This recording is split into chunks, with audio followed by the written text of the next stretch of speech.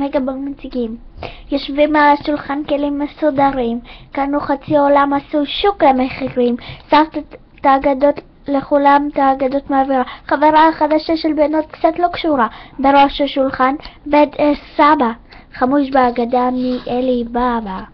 מצטערת חייקלה, נגמרו לי הכיפות. נו, לא נורא, אני אשים כזה, מה יכול להיות? זה לא כיפה, זה מפית, לזה קוראים מפית. ככה זה כיפה וככה זה מפית. זה לא כהלכתו, זה לא כהלכתו. אל תעצבן ממשה, אל תעצבן אותו. פותחים את הספרים, נכנסים לגרוף. עכשיו פרקי קדש, אצלי זה לא כתוב. כל אחד בתורו נותן את הכל. הוא היה יכול להיות חזן גדול. הדוד עם הבדיחות שעבד עליהן הקלח.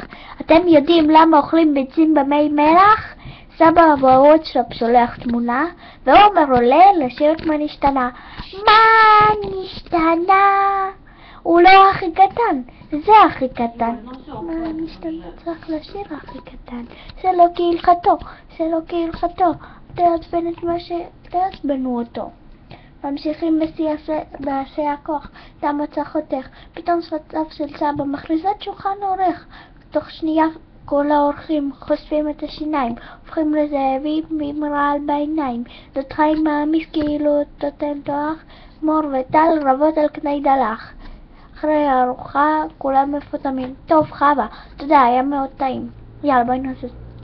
יש עוד עמודים, הנה עוד עמודים. את זה כולם יודעים שיש עוד עמודים. זה לא כהלכתו, זה לא כהלכתו. אל תעצבן ממשה, אל תעצבנו אותו. זה לא כרפס של חסה, יש פה קטניות. גילו לך שזה כבר מוחבא מתחת לכריות. זה לא כהלכתו, זה לא כהלכתו, זה לא כהלכתו. זה כן כהלכתו, זה לא כהלכתו, זה לא כהלכתו, זה לא כהלכתו. אל תעצבן אותו. יא, גילדה.